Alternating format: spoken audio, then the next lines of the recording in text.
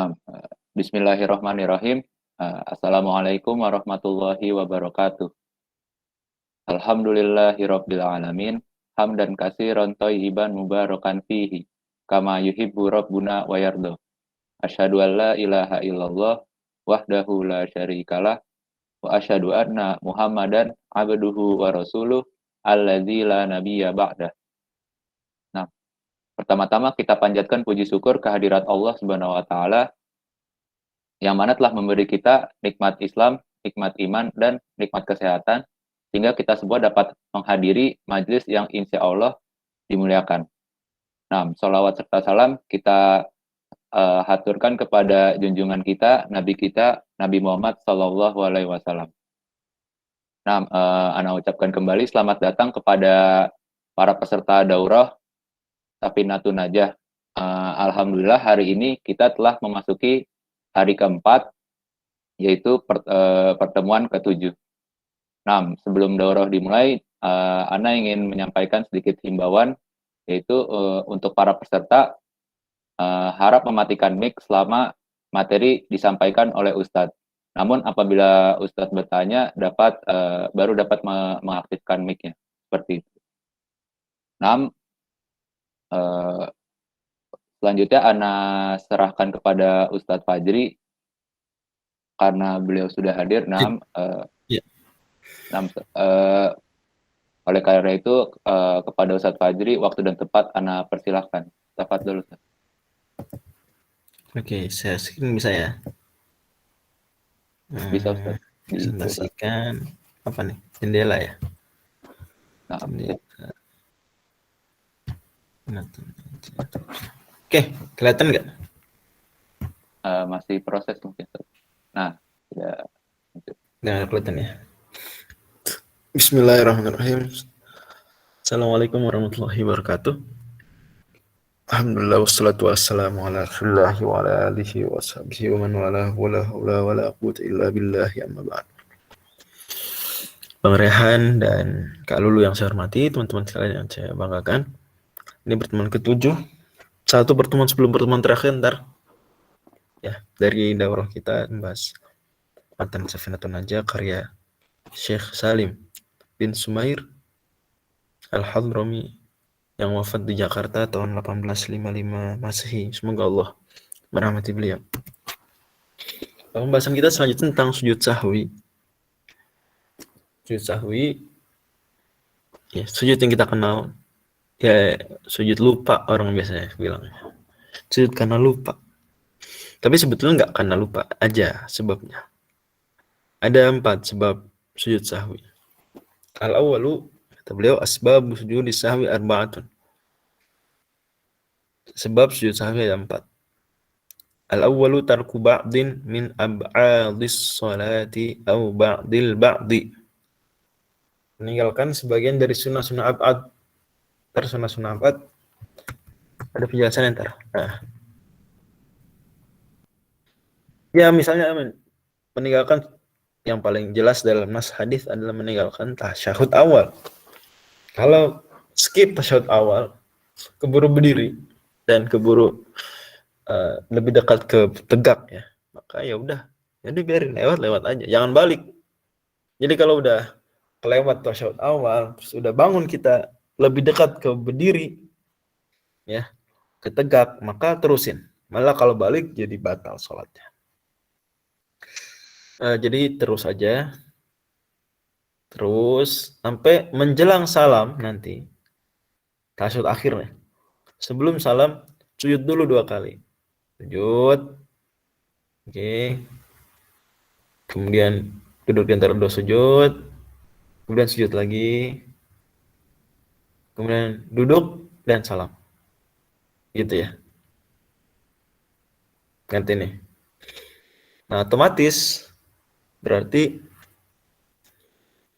dia tidak perlu mengulang rakaat yang dia nggak tasyahud awal tersebut. Karena itu abad sholat. Sunnah abad, bukan rukun.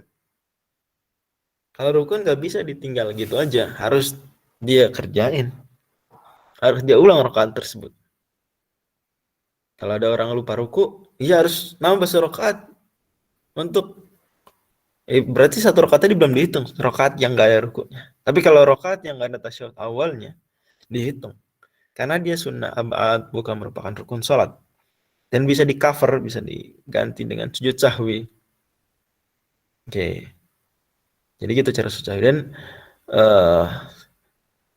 bacaan sujud sahwi sama seperti bacaan sujud biasa, dan begitu juga duduk di antara sujudnya. Atsani fi'lu, walaupun ada ya sebagian ulama yang kemudian istinas doa lain gitu. Tapi yang maksud dari Nabi SAW ya kembali ke hukum asal, tidak ada nas khusus, kembali ke hukum asal yaitu Subhana Rabbiyal A'la dan sejenisnya. Demikian dalam buku-buku fikih madzhab Syafi'i. Walaupun di sebagian ada yang bilang subhana man la yanam wa la yashu, boleh, tidak mengapa. Kaidahnya dalam madzhab Syafi'i, zikir-zikir seperti ini masuk dalam bid'ah idhofiyah yang diperkenankan, mengerjakan sesuatu yang membatalkan. Yang kedua, atsani fi'lu ma yubtilu amduhu wa la yubtilu sahuhu idza fa'alahu nasyan. Mengerjakan sesuatu yang kalau dikerjakan sengaja tuh batal, tapi kalau lupa nggak batal. Nah, dan dia mengerjakannya lupa. Kalau sengaja batal. Itu nambah gerakan sholat misalnya.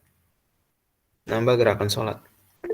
Cuman kalau sengaja batal. Wah, nih kalau Google Meet saya nggak bisa lihat chatnya nih. Agak susah. Gimana cara lihat chat kalau Google Meet?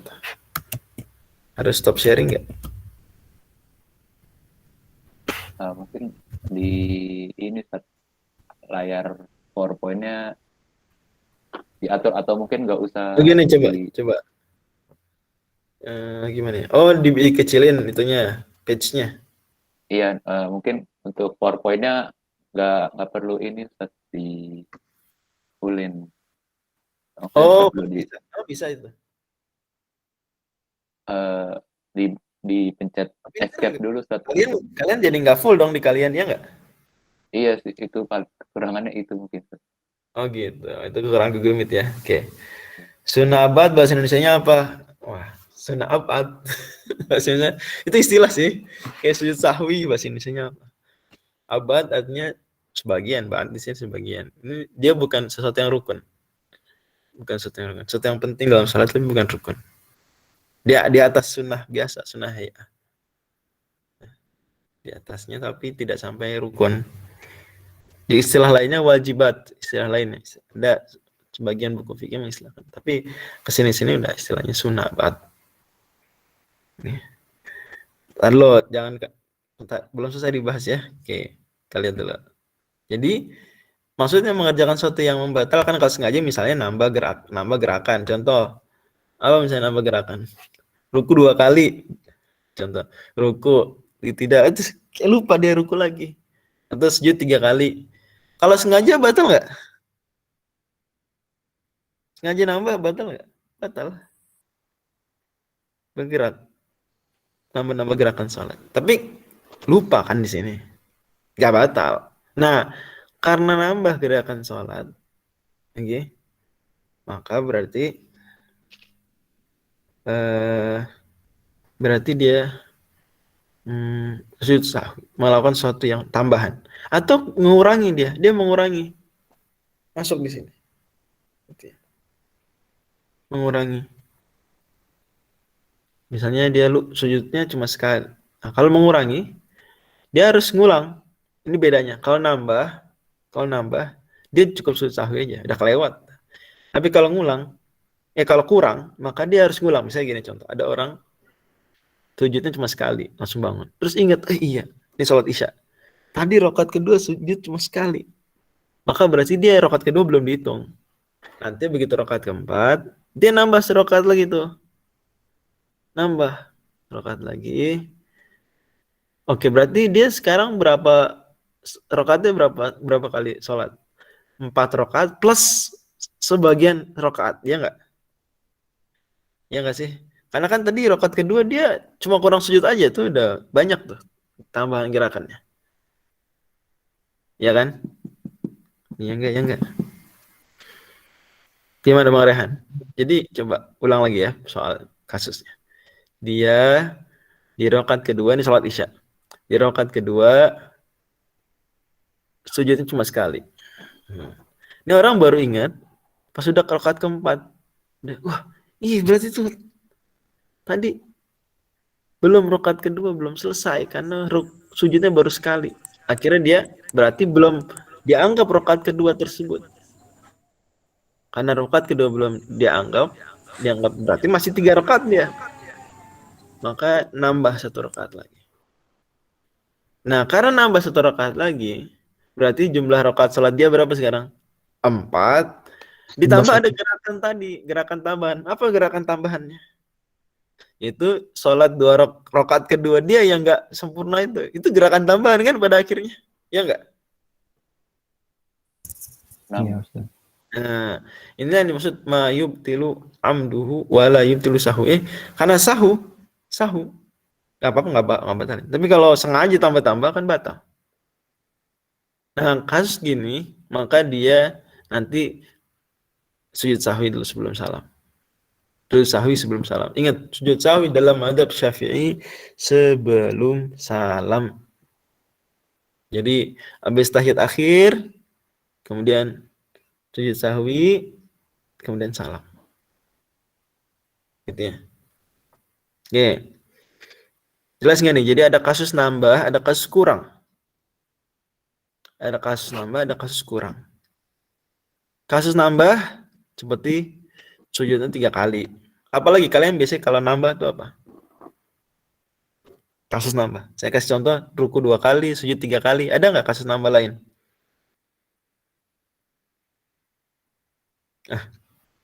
Nambah rakaat, kelupaan. Nomor rakaat, oke. Kelupaan nomor rakaat. Nah, kalau kelupaan nomor rakaat, ya udah diselesain. Kalau baru udah di tengah-tengah ya.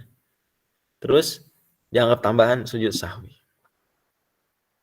Kalau kurang dan kurangnya rukun, seperti kurang sujud, kan rukun. Kurang ruku, dari ruku langsung sujud, nggak iktidal, kurang iktidal. Itu berarti kurang rukun. Kalau kurang rukun maka dianggap rakaat tersebut nggak sah, belum dihitung. Berarti harus ditambah 1 rakaat lagi. Nah, karena ditambah 1 rakaat lagi, berarti rakaat yang tadi itu nggak dihitung itu dianggap tambahan gerakan. Otomatis harus sujud sahwi karena menambah. Harus di sini maksudnya sunnah ya. Saya tidak katakan wajib karena mazhab Syafi'i sujud sahwi sunnah. Sujud sahwi sunnah. Jadi bagaimanapun kondisinya dalam mazhab Syafi'i sujud sahwi sunnah. Itulah makanya bedanya yang rukun dengan yang sunnah abad. Misalnya sunnah abad tuh tahiyat awal. Orang kalau nggak tahiyat awal, itu rakaat tetap dihitung. Dia nggak perlu nambah 1 rakaat lagi. Udah. Berarti dia bukan rukun kok. Sholatnya sempurna tuh rakaat tersebut. Tapi dia disunahkan sujud sahwi karena meninggalkan sesuatu yang merupakan sunnah abad. Juga misalnya meninggalkan kunut subuh. Kunut subuh sunnah abad dalam mazhab Syafi'i. Nah, kalau nggak kunut subuh, disunahkan sujud sahwi. Jadi jamaah jangan protes. Ini kok ninggalin ninggalin kunut subuh pakai sujud sahwi segala. Emang gitu dalam mazhab Syafi'i. Karena dianggap sujud rukun dianggap kunut subuh adalah sunnah abad. Ketika ditinggalkan, disunahkan sujud sahwi sebelum salam. Dan nggak perlu diulang rakaatnya. Itu bedanya. Kalau ninggalin rukun harus diulang rakaat. Kalau ninggalin tahiyat awal, sunnah abad. Ninggalin apa namanya tadi? Kunut subuh, maka disunahkan sujud sahwi dan nggak perlu ngulang rakaat tersebut yang ditinggalkan tadi. Oke, jadi sah rakaat tersebut. Paham bedanya ya meninggalkan rukun dan meninggalkan sunnah abad? Dipahami belum? Paham, Ustaz. Oke, coba saya biar lebih jelas lagi. Saya coba bikin soal. Bang Rehan sholat maghrib. Oke. Keskip tahiyat awal. Terus posisi badan, dia baru bangun dikit, posisi badan eh, udah di atas, udah bangun, cuma belum sampai 90 derajat, lebih dekat dia ke duduk daripada ke berdiri. Ya, ngerti nggak posisi lebih dekat ke duduk daripada ke berdiri? Ngerti, Iya. Ustaz. Saya nyalain kamera dulu. Gimana cara nyalain kamera? Yang kamera berarti harus stop sharing ya? Nggak perlu sih, Ustaz. Buka Benar nggak perlu? Oke. Nggak perlu, Ustaz. buka ini limit. Kelihatan gini. Ini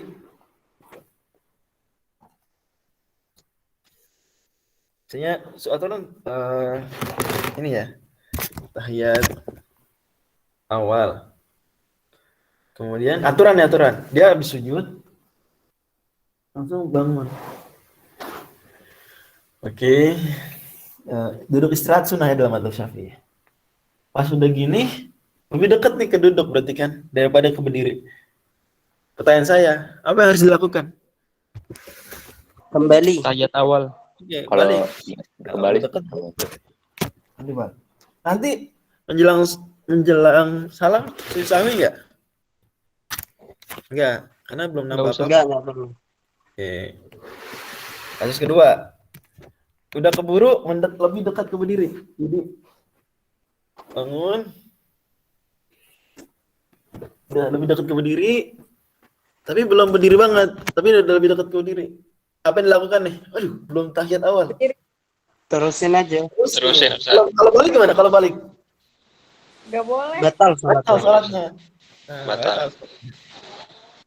Gitu. Jadi terusin. Nah, kalau terusin disunahkan sujud sahwi nggak ntar sebelum salam? Iya. Ya, Sunahkan. Disunahkan, Ustaz. Kasus Tergantung. lain. Kalau yang ditinggalkan wajib berarti diwajibkan sawi kan?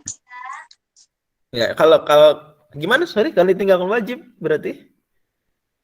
Anda pernah belajar kalau seandainya yang ketinggalan itu yang wajib, berarti sujud sawinya jadi wajib gitu. Kalau yang Oh enggak ketinggalan gitu. Enggak, sujud sahwi dalam kondisi apapun sunnah.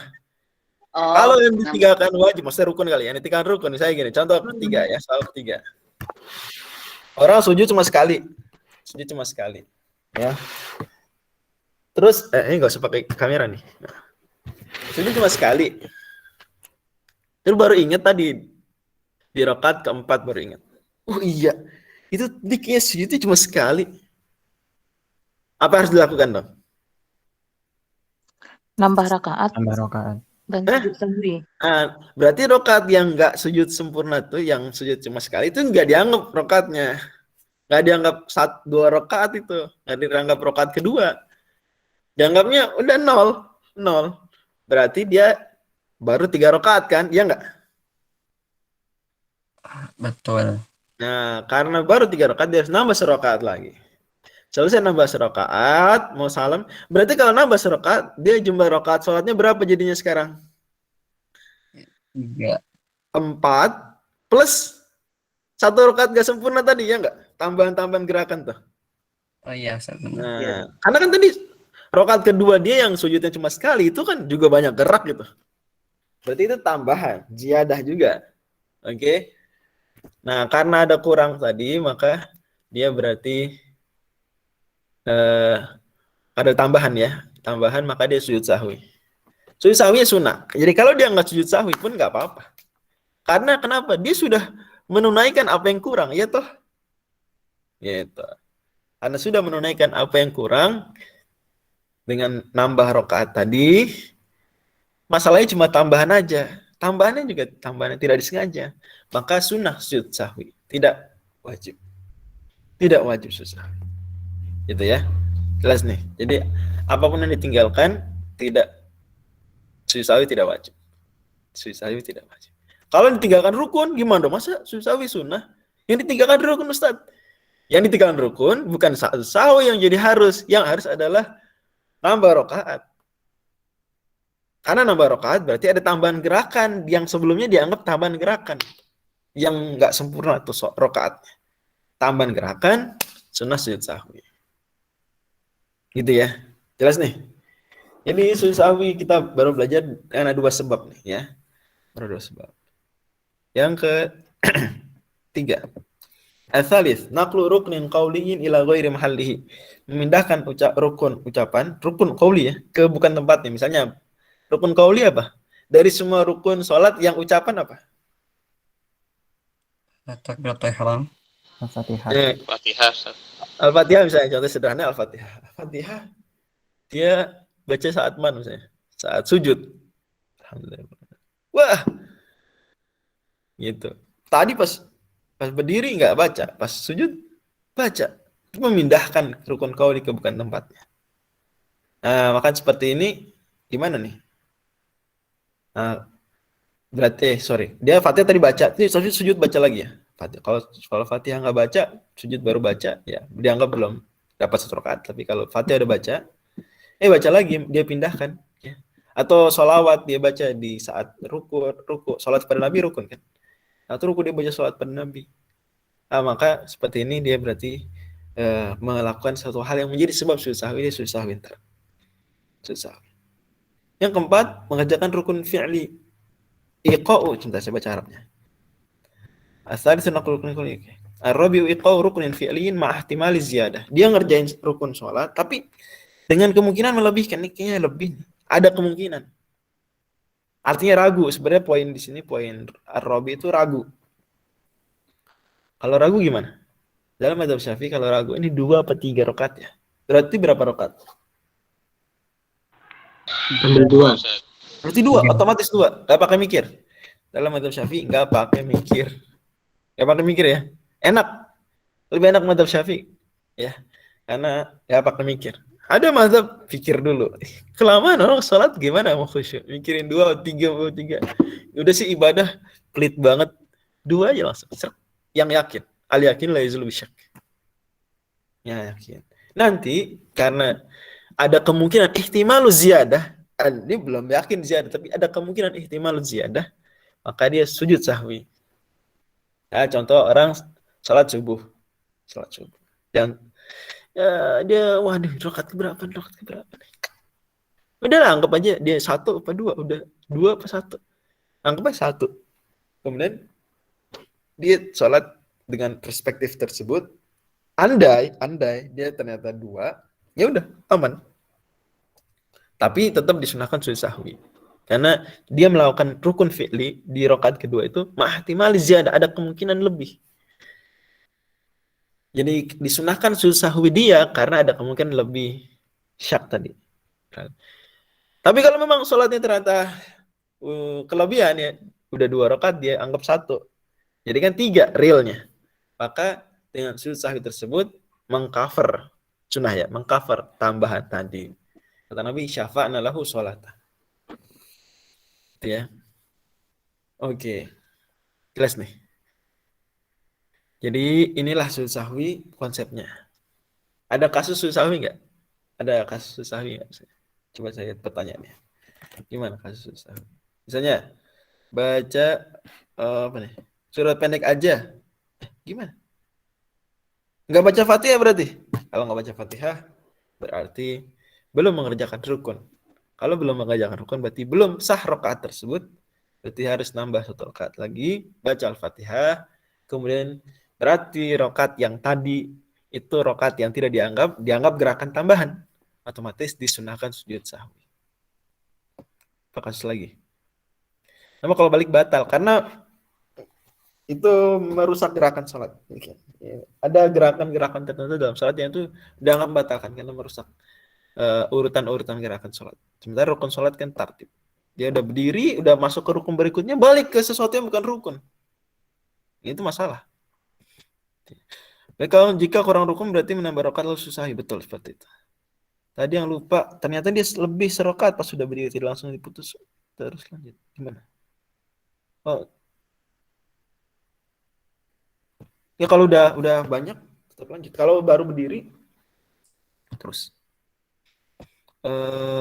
Semisal ada rakaat yang kurang sujudnya nambah rakaat berarti gerakannya persis dengan rakaat.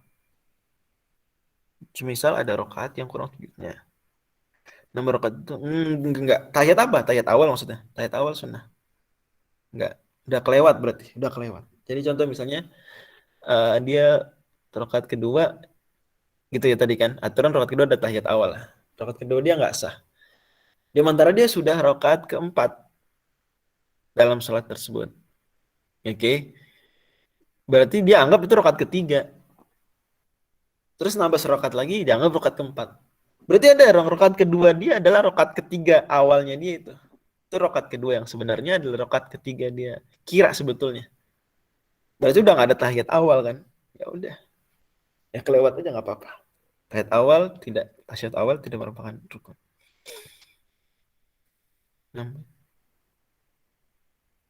Nambahnya gerakan yang kurang atau satu rakaat full. Nggak bisa nambah satu gerakan aja. Nggak bisa misalnya saya kurang sujud terus sujud aja gitu. Nggak. Kurangnya ruku aja gimana? Nggak bisa. Dia layat aja satu paket. Cerep. Karena satu paket maka langsung. Oke. Semuanya sepaket. Gitu ya. Sebentar. Oke.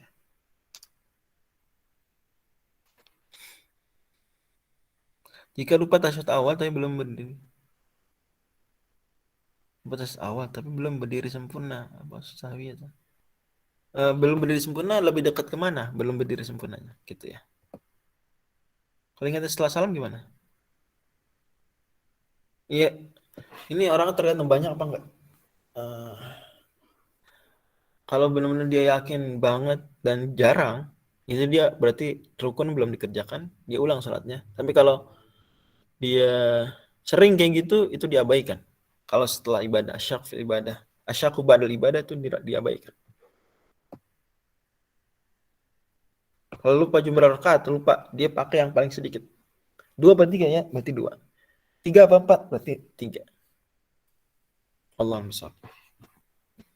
Oke, nanti mungkin tambahan. Dalilnya di antara ada hadis. Sebenarnya ada banyak hadisnya terkait sujud sahwi dan bagi madzhab Syafi'i.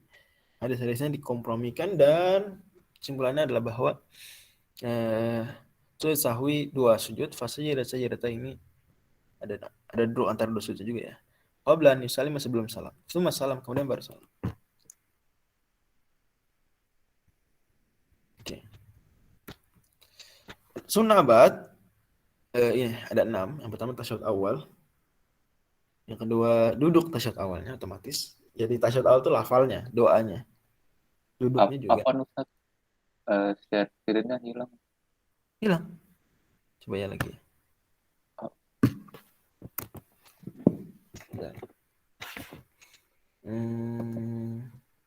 Maaf ya.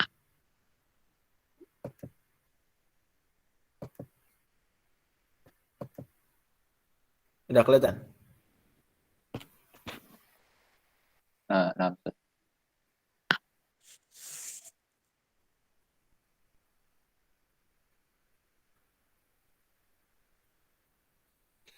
Iya.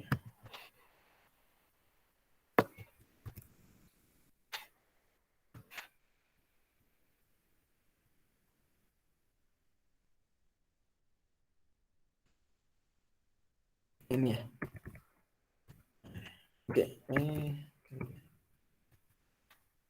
Duduk tasyahud awal. Kemudian yang kedua wassalatu ala Nabi sallallahu alaihi wasallam fihi wassalatu alal ali. Salat kepada Nabi sallallahu alaihi wasallam di tasyahud awal. Itu sunnah abad. Wassalatu alal ali fi tasyahudil akhir. Salawat kepada keluarga Nabi di tasyahud akhir. Itu sunnah bukan rukun. Kemudian wal qunutu doa qunutnya wa qiyamuhu berdiri qunut. Wassalatu wassalamu ala Nabi sallallahu alaihi wasallam wa alihi wa sahbihi fihi. Salat kepada Nabi sallallahu alaihi wasallam, keluarga beliau, sahabat beliau, dan salam kepada beliau semua ketika doa qunut. Dalil tasyahud bahwa dia sunnah abad adalah hadis tentang sujud sahwi. Bahwa Nabi SAW nggak sujud sahwi, nggak tahiyat awal dan udah cuma sujud sahwi, nggak diulang. Kalau dia rukun, maka Nabi pasti nambah rakaat untuk menunaikan rakaat yang belum sah tersebut. Tapi Nabi nggak lakukan itu. Nabi langsung sujud sahwi aja. Maka ini menunjukkan bahwa tasyahud awal bukan derajatnya rukun, tapi sunnah abad. Oke.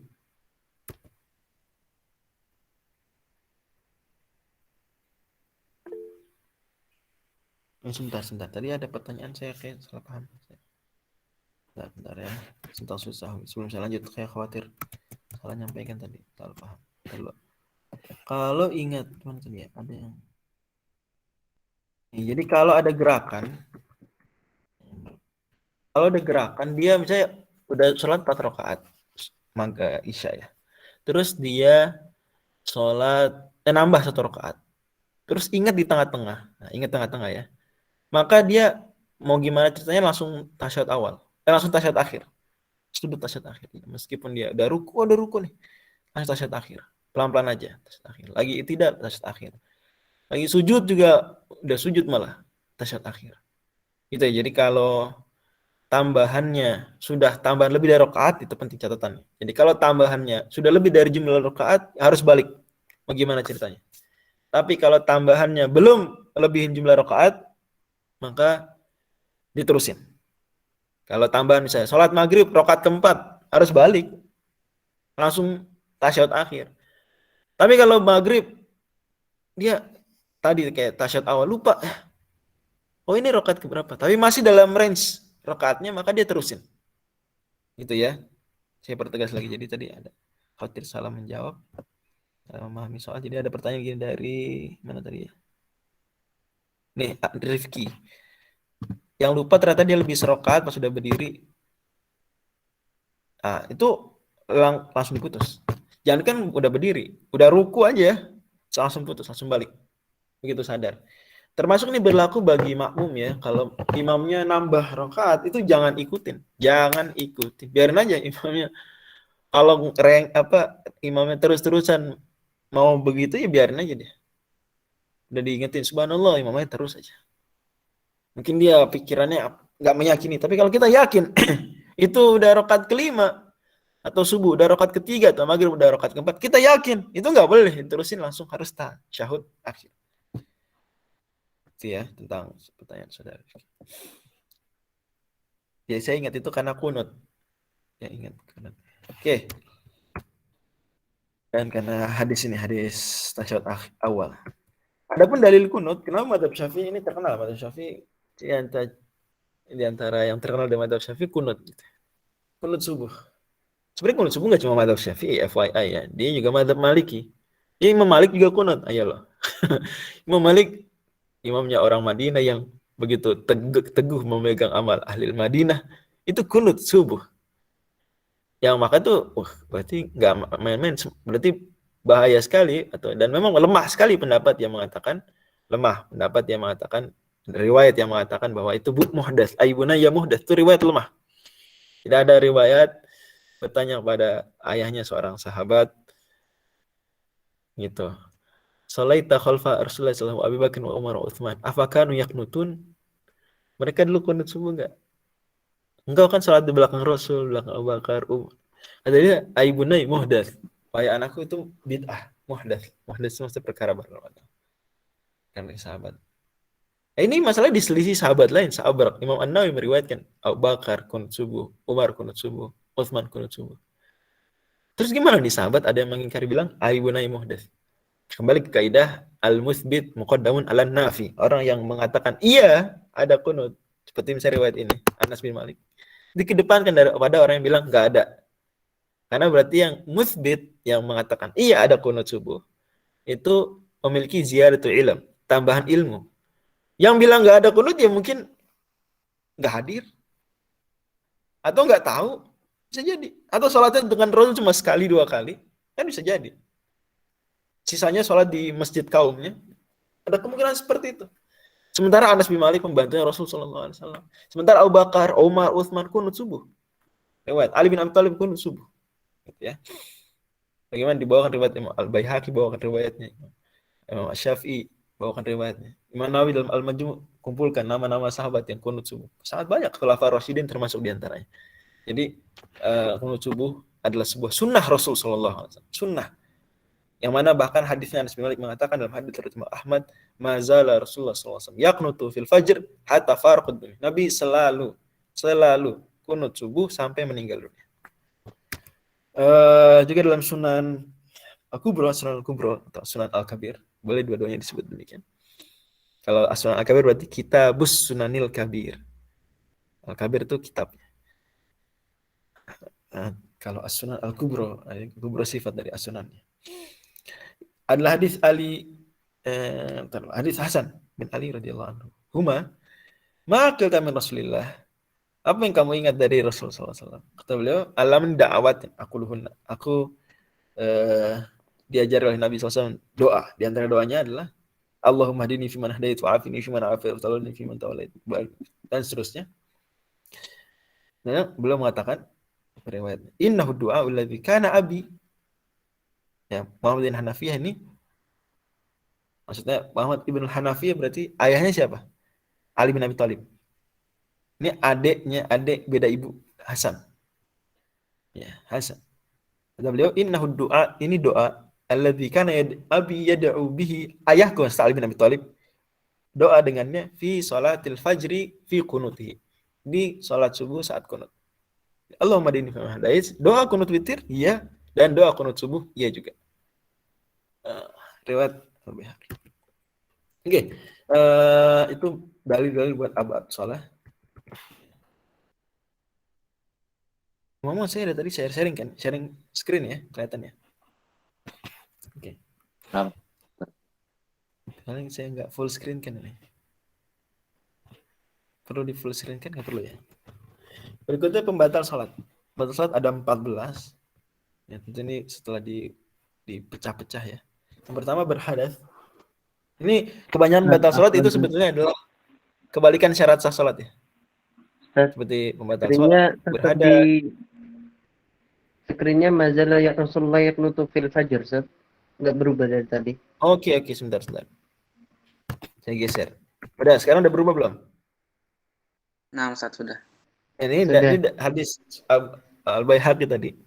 Bahwa Allahumma dini fi man hadait itu doa innahu du'a alladzi kana abi yad'u bihi fi salatil fajr fi qunut. Tapi kita hargai ya, masalah kunut subuh ini harus lapang dada. Karena mazhab besar yang mengatakannya perkara baru bid'ah, yang teksnya gitu bid'ah, yaitu mazhab Hanafi. Mazhab Hanafi bilang bid'ah. Mazhab Maliki dan mazhab Syafi'i bilang sunnah. Mazhab Hanbali bilang ya bukan sunnah, bukan bid'ah. Yang kunut nggak apa-apa, nggak kunut nggak apa-apa. Apa default mereka nggak kunut subuh. Seperti itu. Nah, dan terkenal kisah Imam Syafi'i meskipun beliau menganggap sunnah kunut subuh. Beliau ketika sempat ngimamin di dekat wilayahnya Hanafiyah, beliau nggak kunut subuh. Menghormati Abu Hanifah. Dan memang harus seperti kita dalam berfikih, itu harus banyak belajar, dan semakin banyak belajar sedikit mengingkari, karena kita tahu ya ternyata punya dalil, ternyata memang itu pendapat yang mu'tabar, pendapat yang diakui, ya, dan seterusnya. Jadi jangan berlebihan, enggak kunut subuh, enggak sah sholat subuhnya. Sah sholat subuh. Kan sunnah abad. Kan dikerjain enggak apa-apa. Kalau kelewat sunnah sujud sahwi. Enggak sujud sahwi bukan enggak apa-apa. Sujud sahwi kan sunnah. Nah, kalau tahu seperti itu jadi lebih ringan. Oke. Lanjut. Ini pembatal sholat. Udah bergeser ya slide-nya. Pembatal sholat yang pertama, saya bilang tadi bahwa kebanyakan pembatal sholat yang disebutkan ini itu sebetulnya kebalikan dari syarat sah sholat ya. Jadi dalilnya ya dalil yang syarat sah sholat saja. Tabtul sholatu bi arba'a asyrata khoslatan. 14 item. Yang pertama bil hadas, dengan hadas, ya jelas. Sholatnya batal, wudunya pun batal. Wa bi wuqu'in najasati illam tulqa halan min ghairi hamlin. Karena najis jika tidak segera dihilangkan. Jadi kalau dihilangkan segera enggak apa-apa. Seperti hadis Nabi SAW pakai sendal ada najis langsung dibuang. Gitu tahu dikasih tahu Jibril langsung dibuang. Enggak apa-apa. Tanpa sempat dia pegang atau dia bawa. Nice. Kalau udah memang posisinya adalah di badan dia, nggak bisa dilepas kan? Nggak bisa dilepas di badan. Kalau bisa dilepas, dilepas. Nggak bisa, kalau dilepas berarti buka baju. Ya berarti memang sholatnya batal. Intinya kena najis, ini dalam madhab Syafi'i kena najis membatalkan sholat, dan membatalkan sholatnya nggak cuma saat tahu di dalam sholat. Kalau kita selesai sholat, ternyata, dari tadi ternyata baju saya udah najis. Itu sholatnya juga nggak sah. Sholatnya juga nggak sah. Harus diulang. Jadi ada madhab lain. Itu kalau ingatnya di luar sholat, udah selesai, ada najis ternyata. Itu nggak usah ngulang. Nggak, dalam madhab Syafi'i ngulang. Karena itu syarat sah, itu pembatal sholat. Ya. Wan kisya fil aurati illam tustar halan. Kebuka aurat Kalau nggak segera ditutup. Kalau segera ditutup, nggak apa-apa. Kena angin atau sejenisnya, kegeser. Yang kemarin kasus apa, kaos kependekan. Kalau kebuka langsung tutup. Agak repot sih. Itu masih sah salat. Tapi kalau dibiarin, nah itu batal. Wa nutqi biharfaini aw harfin mufhimin amdan. Kemudian ngomong, bicara dengan 2 huruf atau dengan 1 huruf yang dia memiliki makna, bisa membuat paham, seperti apa? 1 huruf tapi itu udah dianggap omongan. Apa misalnya? Hu, Hu. Hu apaan hu artinya? dia Ustaz. Masa hu dia hu gitu. Hu 2 huruf. No? La, 1 huruf apa? la. Itu huruf nahu la itu. 1 huruf, la 2 huruf. La aja. Qi. Oh. Qi. Qi kan fi'il amr. Ro fi'il amr. Gitu kayak gitu. Ya pokoknya 1 huruf apalah. Kalau di bahasa Indonesia apa? Omongan singkat tapi omongan. Oh. Dia Ustaz. Aduh, Itu 1 kata. Ya pokoknya intinya sedikit pun kalau dia membuat paham, ya. 1 huruf itu batal. Oh, kalau bahasa Indonesia tuh oh. Ya enggak? 1 huruf yang mufhim, harfin mufhim bahasa Indonesia apa? Oh. Oh, itu batal. Strike batal. Nah, ini penting termasuk harus diwaspadai adalah batuk. Batuk itu harus diwaspadai karena khawatir nanti ketika batuk memunculkan 2 huruf. Gitu. Omong tuh batalin sholat. Fix. Jadi hati-hati, jangan imamnya lama Ustaz. Gimana dong? Ya udah sabar. Lama sampai kapan sih? Sabar. Ini ada orang wah tuh harfun mufhim hati-hati. Ya. Baik kalau diniatkan ngomong, benar-benar dia batuknya tuh diniatkan ngomong. Itu waduh. Hati-hati ya, amdan. Tapi kalau nggak sengaja nggak apa-apa. Kayak aduh tadi, kalau nggak sengaja nggak apa-apa, nggak batal. Misalnya apa ya? Ya apa ya, ada yang jatuh gitu deket dia atau keinjek saat sujud kena kerikil sakit, nggak batal. Karena harus sengaja. Ntar ada dalilnya. Wabil mufad dari amdan, begitu juga apa yang membatalkan puasa itu membatalkan sholat. Kaidah ya, ingat ini. Apa yang membatalkan puasa membatalkan sholat. Jadi makan misalnya. Kalau makanannya permen, yang permen masalahnya manis-manisnya masuk. Ya apa ya, selipan daging gitu. Nyelip di gigi. Sholat batal nggak kalau masih nyelip di gigi? Kalau ditelan batal Ustaz. Enggak, pasti di gigi, nyelip. Dan air liurnya enggak ditelan. Enggak batal, karena enggak batalin puasa. Sebagaimana nyelip di gigi enggak batalin puasa, begitu juga enggak batalin sholat. Tapi ini amdan, harus sengaja. Kalau enggak sengaja juga enggak batal. Saya tadi ketelan ternyata. Enggak sengaja ketelannya, tanpa taksir dari dia enggak sadar gitu, karena ketelan aja. Kalau dimain-mainin sama dia ketelan, itu masalahnya di dia. Berarti ada unsur amdan. Oke, kemudian wal aklil katsiri nasyan, makan banyak lupa. Gimana maksudnya makan banyak lupa? Apa bedanya dengan yang tadi? Wabil mufattiri amdan. Kan? Tadi sedikit lupa aja, lupa itu nggak apa-apa Ustaz. Oke, kalau ini banyak, jadi bedanya dengan puasa adalah kalau puasa makan banyak lupa, batal puasa nggak? Enggak. Enggak. Nggak batal. Jadi puasa makan sepiring, batal nggak? Nggak batal tuh. Nggak batal. Lupa, astagfirullah, lupa. Ternyata puasa sepiring, habis tuh. Nggak apa-apa.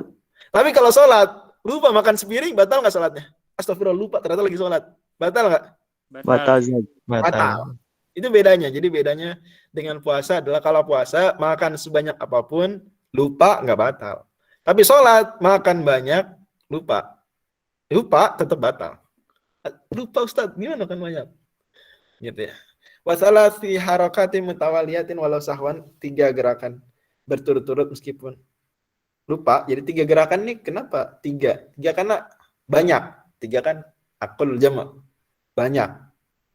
Dalilnya saya dulu sempat nyari apa dalil gerak banyak tuh batalin sholat. Selain ijma ya oke. Selain ijma. Dalilnya ya karena ini dalil tentang khusyuk gitu ya. Dalil tentang itu munafi, harokat munafi lis-shalah, munafiyah lis-shalah. Bertentangan dengan sholat itu ada gerakannya. Dia gerak-gerak yang lain sengaja banyak.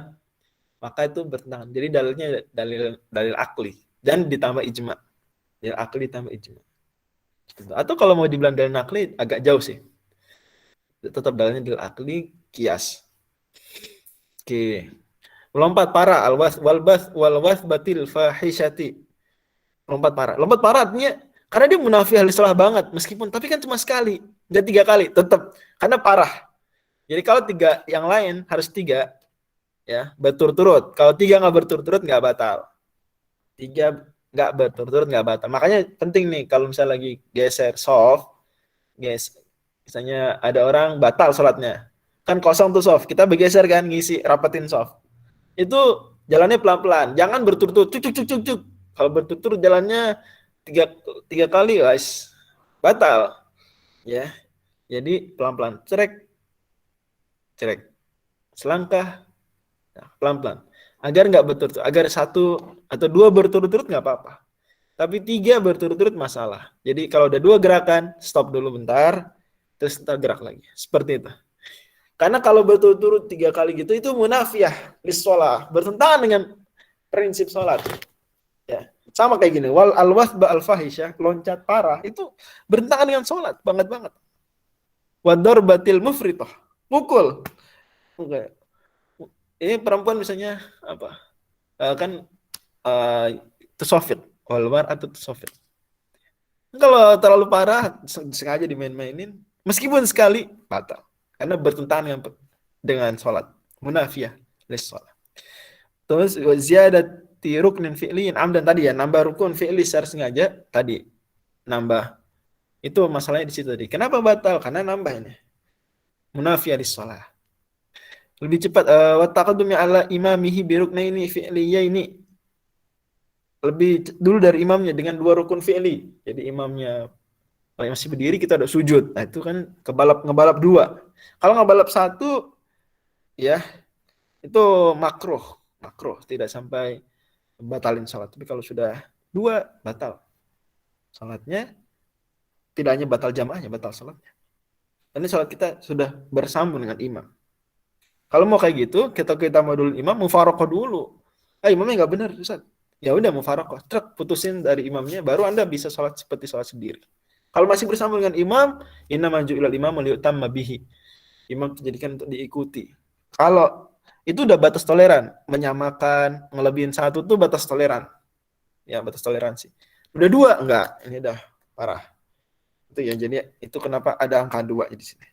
Kemudian wa takhallufi bihima bi ghairi udhrin, juga sama, lebih lambat 2 rukun tanpa ada uzur juga enggak boleh. Batalin salat. Wa niyati qat'i shalah, niat mutusin salat. Udah nih. Bisa kalau tarawih kelamaan kayaknya pengen niat tapi benar-benar niat ya udah putus salatnya. Itu ya udah batal salatnya. Meskipun kelihatannya dia gerakan salat tapi niatnya udah enggak salat karena udah menghancurkan rukun penting dalam salat yaitu an-niyah. Dihancurin dengan niat memutuskan salat. Wa ta'liqi qat'iha bi syai'in, juga kalau menggantungkan salatnya ini dengan sesuatu. Ntar kalau dia datang saya putus salatnya. Saya lagi salat nungguin teman. Ntar kalau teman ini datang, saya putus sholat. Saya selesai, putus. Udah. Itu nggak usah nunggu teman datang. Saat itu juga udah putus. Karena niatnya sudah nggak azam lagi. Sudah nggak niat tegas. Ya, jadi kalau meniatkan, kalau terjadi sesuatu, saya putuskan sholat saya, nggak usah nunggu sesuatu terjadi. Saat itu juga putus. Karena menggantungkan niat seperti itu bertentangan dengan azam. Esensi dari niat. Juga sama, wataru di fiqatiha ini saya putus apa enggak ya? Putusin sholat, terusin enggak ya? Itu sama, itu udah niatnya hancur, niat di awal.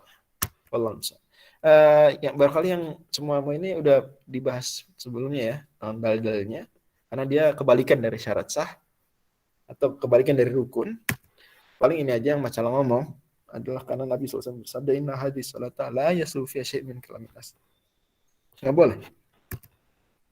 Kemudian sekarang kita masuk ke sholat jamaah. Sholat jamaah, imam nih harus niat imamah pada 4 kasus. Yang pertama pada sholat Jumat dia harus niatnya imamah. Imaman. Gitu.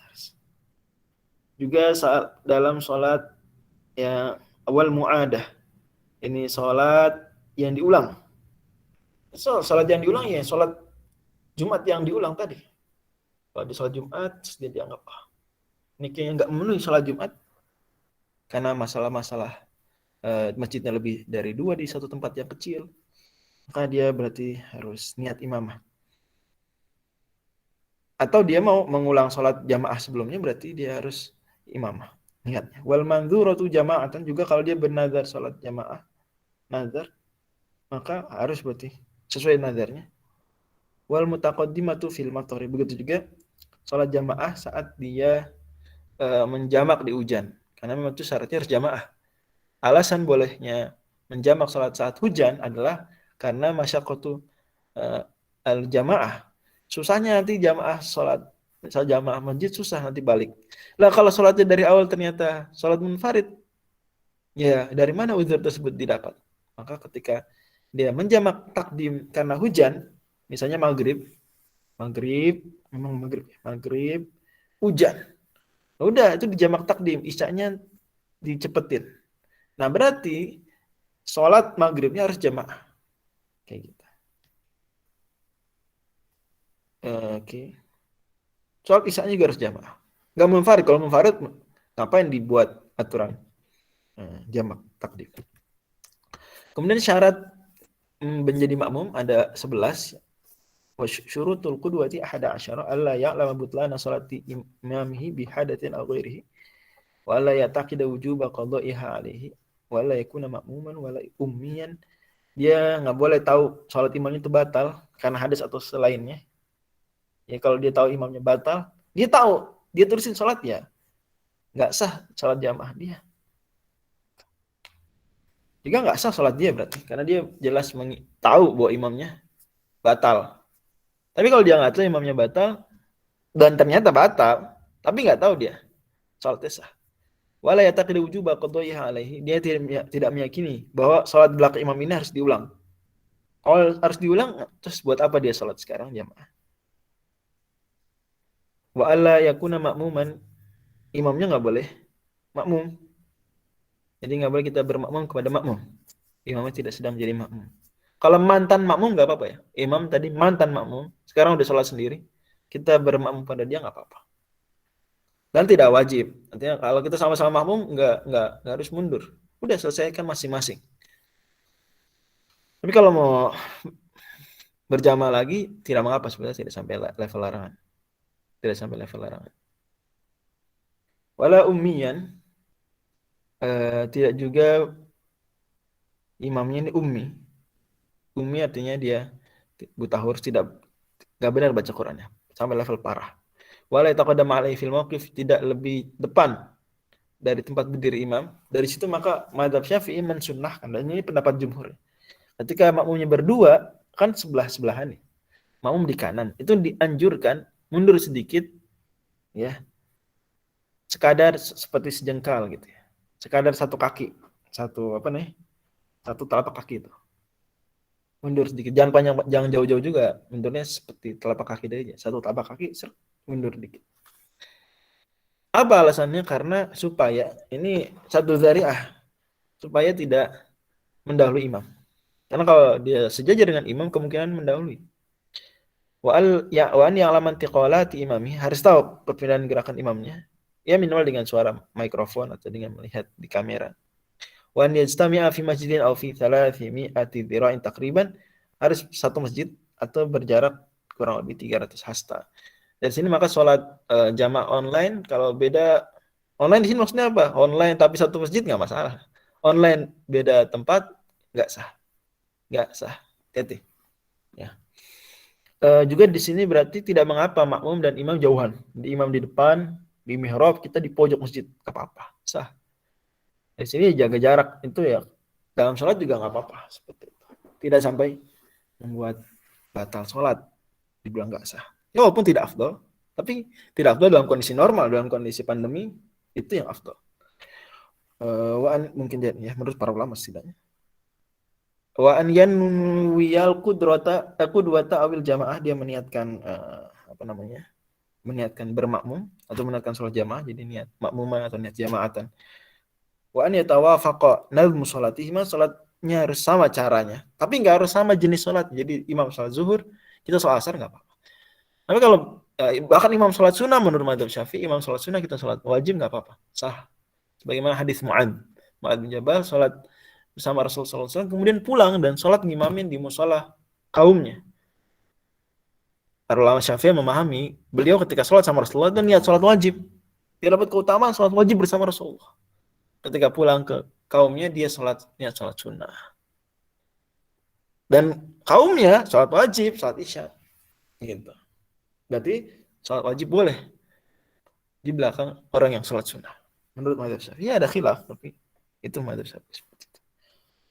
Tapi kalau beda caranya seperti sholat jenazah, itu beda caranya, nggak bisa. Sholat jenazah. Wala yukhalifahu fi sunnatin fahishatil mukhalafah. Nggak beda banget ya. Parah gitu. Makanya juga makmum jangan menambah sebuah sunnah ya. Misalnya imam nggak kunut ya nggak apa-apa. Dan kunut nggak harus angkat tangan. Kunut tidak harus angkat tangan. Dalam mazhab Syafi'i kunut yang penting dia ada hamad, ada thana, ada doa. Ada salat, ada doa, ada thana, ada salawat. Yang penting itu. Ada pujian pada Allah, ada doa, dan ada salawat. Meskipun sedikit. Misalnya alhamdulillah atau gitu jangan. Ya Ghaffar itu pujian sana. Ighfirli itu doa. Wa sholli 'alan nabi itu salawat. Ya Ghaffar ighfirli wa sholli 'alan nabi. Itu kunut subuh. Kemudian 3 itu apa tadi? Sana, doa dan salawat. Ya enggak harus angkat tangan sunnah. Wa an yutabi'u harus ngikutin imam tadi sudah disebutkan. Di antara dalilnya adalah dalil umum tapi kemudian diturunkan para ulama innama ju'ilal mulyu utama bihi fa idza shalla qa'iman fasallu qiyaman dan seterusnya. Kemudian salat jamaah ada 9 model ya, suwarul qudwati tisa. Yang 5 sah, tasihu fi khamsin dan yang 4 enggak sah. Wa tabtul fi arba'in. Yang sah adalah qudwatu rajulin bi rajulin, laki-laki bermakmum ke laki-laki. Wa qudwati imra'atin bi rajulin, perempuan bermakmum pada laki-laki. Wa qudwati khuntha bi rajulin. Khuntha bermakmum pada laki-laki. Ingat khuntha itu bukan banci yang kita anggap keseharian, enggak. Bukan banci budaya gitu, enggak. Ini semoga Allah kita enggak boleh remehkan, kita enggak boleh cemooh, kita ya ajak kepada kebenaran. Dan seperti itu kan itu haram. Al-mutakhan nisati minar rijal. Enggak boleh. Tapi khuntha yang dimaksud khuntha yang muskil. Khuntha yang dimaksud khuntha muskil itu dia yang punya 2 alat kelamin misalnya atau enggak punya alat kelamin sama sekali dan belum diketahui dia laki atau perempuan. Nanti pada akhirnya akan ada penentuannya. Jadi dalam Islam khuntha itu pada akhirnya akan ditentukan dia laki atau dia perempuan dengan beberapa kriteria. Misalnya dilihat dia buang air dari mana. Kalau buang air dari dua-duanya, yang mana yang dominan. Terus dilihat nanti dia haid apa enggak. Kalau haid perempuan fix. Kalau enggak haid terus ternyata ada inilah muncul janggut atau dan seterusnya laki-laki. Ini pada akhirnya bisex gitu ya. Mohon maaf akramakumullah. Yang punya 2 kelamin itu khuntha atau enggak punya kelamin sama sekali itu akan ditentukan jenis kelamin. Karena Allah firmankan wa annahu khalaqa dzakara wal untha min nutfan idza tumna. Allah menciptakan laki-laki dan perempuan pakai az-dzakara wal untha. Az-dzakara wal untha. Itu menunjukkan istighraq bahwa jenis kelamin cuma 2. Dzakar untha, male female. Khuntha gimana nih bisex? Ya ntar pada akhirnya akan ditentukan. Laki perempuan akan pada akhirnya ditentukan. Sama ketika warisan khuntha ada pembahasan warisan khuntha. Nanti ditentukan kan? Ini sekarang muskil, ditunggu. Biasanya sampai balik. Atau kalau zaman sekarang sampai dicek dokter seperti itu. Gitu ya. Jadi khuntha bukan banci dalam artian budaya gitu. Yang ya mungkin di sini banyak di Indonesia banyak ada juga. Bukan gitu. Ya. Wa qudwati imra'atin bi khuntha. Perempuan sah bermakmum pada khuntha. Karena pada akhirnya khuntha seburuk-buruknya, bukan seburuk-buruknya. Mohon maaf saya salah pilih diksi. Mohon maaf sebelumnya. Mohon maaf. Bukan seburuk-buruknya. Ya at least dia setidaknya dia perempuan. Gitu ya. Perempuan enggak buruk ya, perempuan mulia. Tapi maksud saya kan ini kasus khuntha itu ada kemungkinan laki, ada kemungkinan perempuan. Saya sebenarnya mau bilang worst case-nya, tapi itu kurang tepat diksi. Sangat tidak tepat. Nanti diedit aja. Jadi paling tidak dia itu kan perempuan, maka sah bermakmum di belakang khuntha bagi perempuan.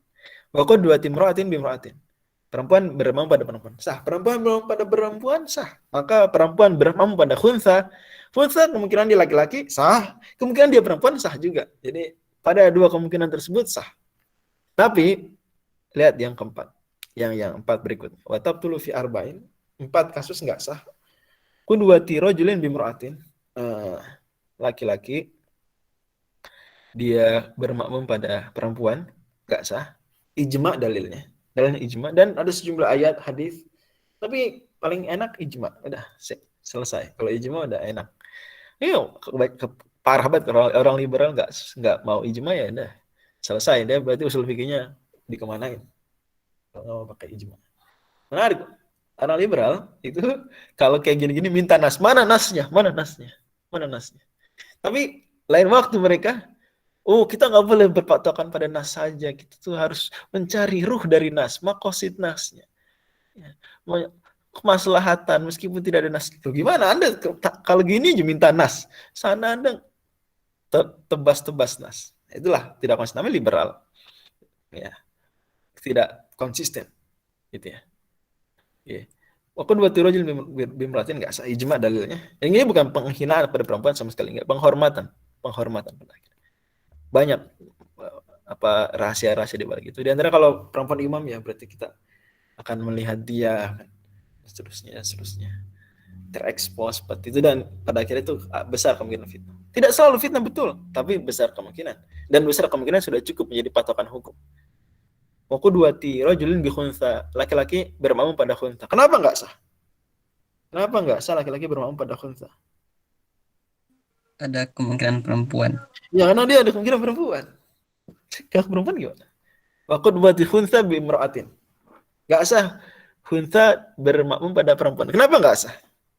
Ini bukan banci nih, salah nih. Khunsa nih, saya ingin coba edit. Ada kemungkinan laki-laki sih. Ya, mungkin laki-laki dia si makmum ini. Terus, waktu udah khunsa bukan menarik. Khunsa nggak boleh bermakmum pada khunsa. Kenapa? Ada kemungkinan imamnya perempuan. Ada kemungkinan imam perempuan, si makmum laki-laki. Barakallahu fiik. Dalilnya ijma tadi ya, dinukil oleh Ibnu Hazm. Wattafaqan al-mar'atu la tu'mur rijal. Hum ya'lamun anna mar'ah. Fa in fa'alu fa salatuhum fasidatun bi ijma'. Kita sudah 11.35 di Indonesia ternyata. Mohon maaf, kelamaan. Mudah-mudahan ntar bisa kita kejar ya di akhir, karena agak ringan pembahasan terakhir tuh jenazah dan zakat. Zakat sangat sedikit, juga cuma menyebutkan asnaf al-mal az-zakawiyah saja. Jadi kita nanti mungkin bahas apa setelahnya. Jamal takdim yang terakhir tentang insyaallah. Wallahu a'lam. Demikian mungkin pertanyaan nanti ditampung saja dulu di Kopas. Jangan lupa Bang Rehan di dokumentasikan, jangan sampai kelewat pertanyaan. Ngomong-ngomong kunta, ngomong-ngomong ayat dan seterusnya, ini saya jadi ingat penutup ya. Kemarin tuh sepertinya saya salah jelaskan masalah.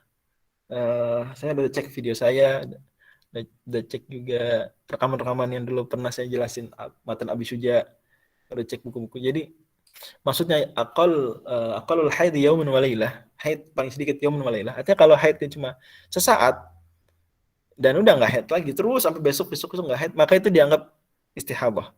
Berarti istihadah. Ya, jadi kalau yang ada kasus haid sesaat, sejam haidnya, udah terus putus dan nggak ada lagi. Besoknya nggak ada. Kalau besoknya ada, masih dianggap haid sejam. Besoknya haid sejam. Nah, itu masih bisa. Ya. Nah, kalau dikumpulkan, ternyata dikumpulkan lama-lama sehari semalam. Tuh 2 atau misalnya 4 jam 6 hari. Itu masih bisa. Tapi kalau sejam, udah nggak haid lagi. Dan juga besoknya nggak putus gitu, maka itu dianggap istihadah. Itu saya bercampur gitu mungkin karena belajar mazhab Maliki kali dicampur-campur lah dengan. Jadi kalau mazhab Maliki tidak ada aqallul haid daf'ah sama kayak nifas. Jadi bercampur juga, ya mohon dimaafkan. Jadi saya ulangi lagi agar jangan sampai salah paham. Itu kalau maksudnya aqallul haid yaumun wa lailah, berarti kalau kurang dari yaumun wa lailah, kurang dari 24 jam dan udah enggak, besoknya enggak ya, dan terputus udah selesai, berarti itu bukan darah haid, itu darah istihadah, darah fasid ya, diabaikan. Tetap wajib sholat. Demikian. Wallahu a'lam. Assalamualaikum warahmatullahi wabarakatuh. Silakan Bang Ryan ditutup. Nah, Jadi saya waalaikumsalam terima kasih warahmatullahi kepada ada yang ngingetin di grup soalnya. Tadi saya cek sebelum subuh. Saudara Fauzan ya. Saya cek. Ya, terima kasih banyak. Nah, waalaikumsalam warahmatullahi wabarakatuh. Nah, karena waktu sudah melebihi pukul 17.30 WIB, izinkan Ana untuk menutup daurah pada sore hari ini dengan membaca hamdalah alhamdulillahirabbil alamin. Kemudian dilanjutkan dengan doa kafaratul majelis. Subhanakallahumma wa bihamdika asyhadu alla ilaha illa anta astaghfiruka wa atubu ilaik. Jazakallah khairan kepada Ustadz Fajri atas penyampaian materinya. Semoga kita semua dapat mengambil faedah dari apa yang telah beliau sampaikan pada sore hari ini. Terima kasih juga kepada para peserta daurah yang telah meluangkan waktunya untuk hadir pada daurah sore hari ini. Semoga kita semua semakin istiqomah dan senantiasa dalam lindungan Allah Subhanahu wa taala. Ana pamit undur diri, mohon maaf atas segala kendalanya. Assalamualaikum warahmatullahi wabarakatuh.